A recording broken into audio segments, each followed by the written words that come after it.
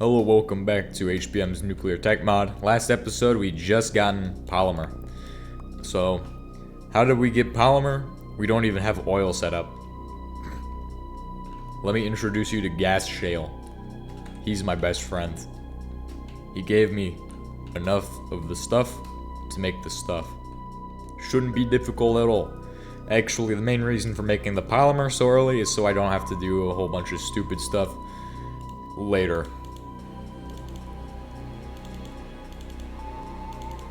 1, 2, 1, 2, 1, 2, 1, 2. I don't know how much I'm putting in here. It should be enough to make up quite a bit. Polymer, fluid ID. What? What's a fluid ID for? Well, don't worry. Oh, wait, what? Settings tool can copy settings, filters, fluids of machines. What? Hey, whoa. What? No way, it doesn't take polymer anymore. What? What the heck? You have to be joking. It should be pretty easy to make. Should be easy.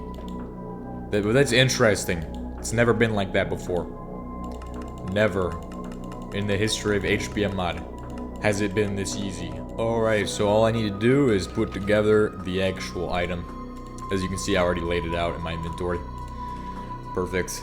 Fluid identifier. Multi-fluid identifier. So this should allow me to put a fluid onto something like that. These solar panels are going to be in the way of my beautiful plan. Coal, tar, creosote on those pipes. Do I have cobblestone available? Cobblestone, please. Cobblestone, because I'm setting up a foundation, so I kind of need to use some cobblestone for that. You have cobblestone? You have cobblestone? Do you have cobblestone? Yes, you do. Yeah, cobblestone. How much more of the polymers can you make? You can make a bit more of the polymers in a second. First thing I'm gonna set up, this coal oil pipe needs to be set to coal tar creosote, so that way I can begin the coal pipeline, which is gonna be pretty simple. Place down a fractioning tower, set it to coal tar creosote. Perfect. And then we're gonna move on from there. We're gonna add a second foundation for this next fractioning tower, and we're just gonna kind of build out this line. So once we have coal tar creosote, the only thing we need to process is coal oil. You can see it produces a lot of bitumen now, which is not something it used to do, I don't think.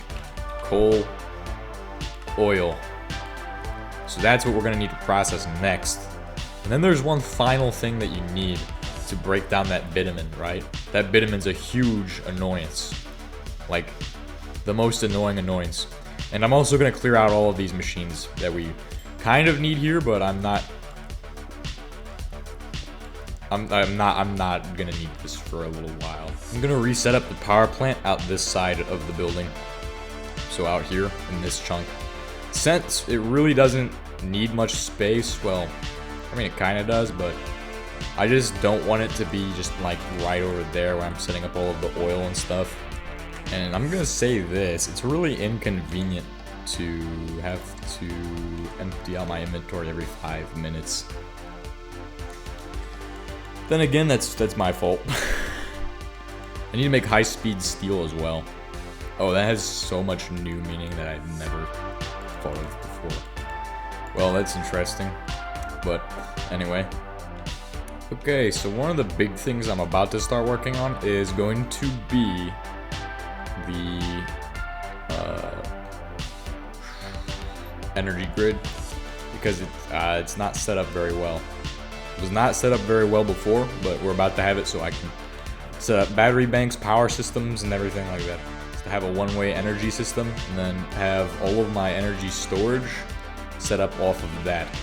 So this dumps out the energy, and these guys will store or handle the energy storage and distribution from there. Well, this needs to go later in the system then. obviously, but still. I just don't want to have all of the energy like going back and forth and like doing stupid laggy stuff. Don't need that. That will work. Obviously, there's a bit of toss between all of these, but it should be fine. It shouldn't be too big of a toss to where they're like tossing back and forth constantly. Well, they are. Shouldn't be bad though. Shouldn't be severe toss where it's like 10 gigawatts in 5 seconds or something stupid.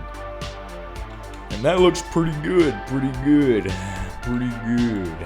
Time to get this thing started, get it running. I need to get the actual tool, which I should have somewhere. And no. Right here. Perfect. Oh, hey. Let me use... No, wait a second. I'll save that for later. Useful for other things. Set the alignment position, then align every single mirror. All 18 of them. It looks like it's 18. Boom. On this other side, we've produced coal gasoline. We've produced 120 of that. And then crude oil, which we've produced 280 crude oil. There's a lot of processing we can do from that now. Obviously, one thing to note is the products of all of these recipes.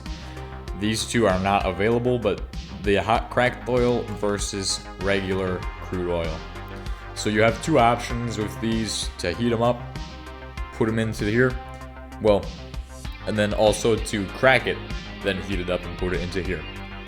The difference being sulfur versus cracked oil tar, and then products are gonna be a lot simpler on this one. Obviously, I feel like a cracked oil setup could be pretty interesting. I usually run sulfur, or the one that produces sulfur, however, for whatever reason.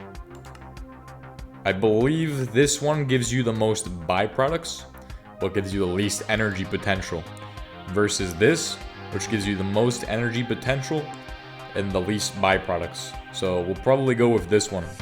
Obviously, you get unsaturated hydrocarbons, which used to be really powerful for energy production, and aromatic hydrocarbons, which also used to be powerful. Tower. We need to make one of these.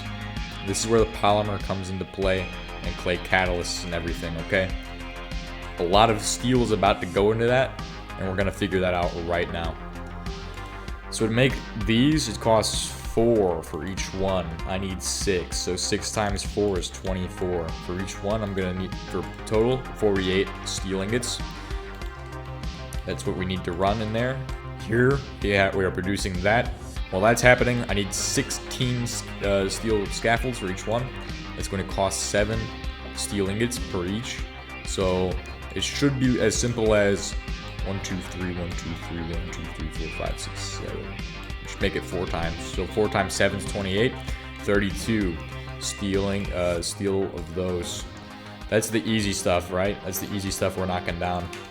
We need 8 polymer bars. Already got it done. It's already done.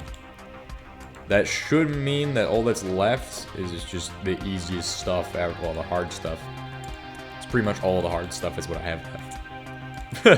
I need the assembly machine to be upgraded so it can also be like the chem plant and not need the template folder. That'd be dope. Or maybe a computer that does it. We need 24 clay balls and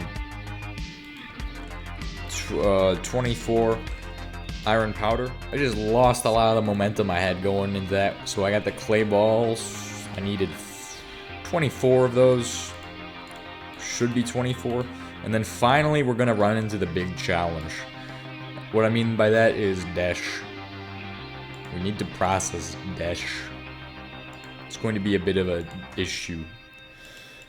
Because to do this, I'm going to need dash processed niobium. Niobium, you have very few options to get niobium at this stage of the game. Obviously, we can't do a lot of these recipes, but later on we can. To get niobium, we'll have to centrifuge rare earth chunks or shred niobium fragments. We can get these on an anvil. 50% chance of getting that. Now, obviously, beyond the catalytic cracking tower, there's going to be a little bit more to this whole setup thing than that. because it needs more steel than that. Because it needs a high pressure boiler. 23 pieces of rare earth chunks should do the trick to make the catalytic cracking tower. So all I should have to do, take these to the anvil and process them. And once we get to here, we hit the rare earth in the anvil, giving us 11, which is nowhere near enough. The thing is that we would be done if I just made the centrifuge. And then we would have had all of this pretty much just made. Alright, let's see how much I have. Should be enough. Should be enough, I hope. No. Niobium. It's not enough. It's just not enough. 32? How much do I need? I need 4 times 9. I mean, 4 times 9 is almost 32, right? It's 36. I'm only 4 short. Only 4 short. Okay. Well, if we're only short by 4. 4. It shouldn't be hard to get a little bit more. It should not be hard. We should be able to do this. Do it again. Niobium. Just make it. Stop! Get out of my house. Get out of here, dude. Stop dropping your garbage in my base, dude. It's just a stupid, annoying garbage. I just need one more. Okay. Will this give me it? Will this be the piece of niobium I need? Yes. Oh my gosh. You know, that never happens. That just never happens. That's luck right there. I was gonna go down to get it. Instead, I had it in the crate. That's all I needed. Cobalt though, that's... What's exploding? What the heck is exploding? Please stop. We need to make niobium powder from this. I wish this texture would kind of change. It's kind of like redstone dust. This is not like redstone dust though. The actual powder looks like a lot different. Anyway, we're gonna smelt that up real quick. Final pieces of the puzzle. Paper. Do I have it? No. No paper. No game. Paper game. Paper trail. www.www.com.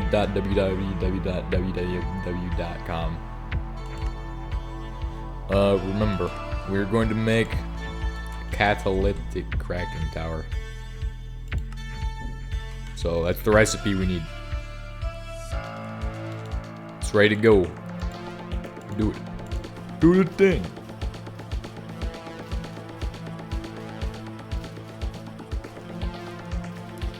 Two catalytic cracking towers, by the way, not just one. It's 2. It's 2. But to set these up, we'll do that next episode. I just want to get them placed down as well. I believe the texture looks... Oh my. Yes, it looks different. What? How different is the texture? It's just... Is this an HBM change or is this a James2? I think it is an HBM change. It would have to be. Because it looks a lot more like the other machines now. I think he hasn't really changed the dimensions of it, but he just changed the texturing of it, which looks amazing. So much more gooder.